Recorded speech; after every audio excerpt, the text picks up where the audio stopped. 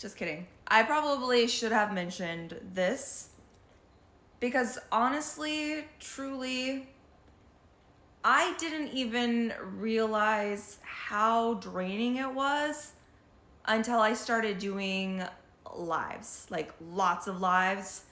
And I found that I started to just hit a wall, like at the end of a lot of my lives. I got into the whole spirituality and like energy reading, the channeling pretty late in life. I mean, not so late, I'm not that old. But I didn't really start reading tarot until I was around 38. And I didn't really start doing lives until I was about 40 or 41. So it wasn't until I started doing reading after reading after reading that I started to just notice that I was experiencing a level of exhaustion that I couldn't explain, that I couldn't make sense of, until I had a friend who would watch my lives. And then she started telling me, you need to go to sleep. You need to get out of here. You need to get certain bracelets. You need to do X, Y. Like you, essentially, like the Cliff Notes was, you need to protect your energy. You're wearing yourself out. I didn't even know that was a thing.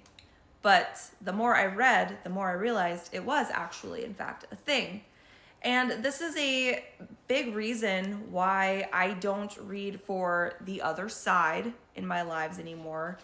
That is insanely energy depleting. If you can read for the other side, I do not recommend just off the cuff doing those in lives.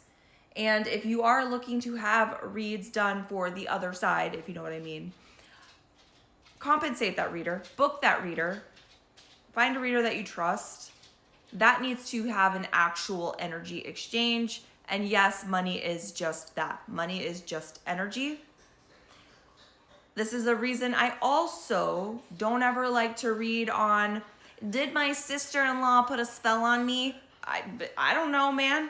I'm not, if she did, I don't want to get in that. I'm not, nope.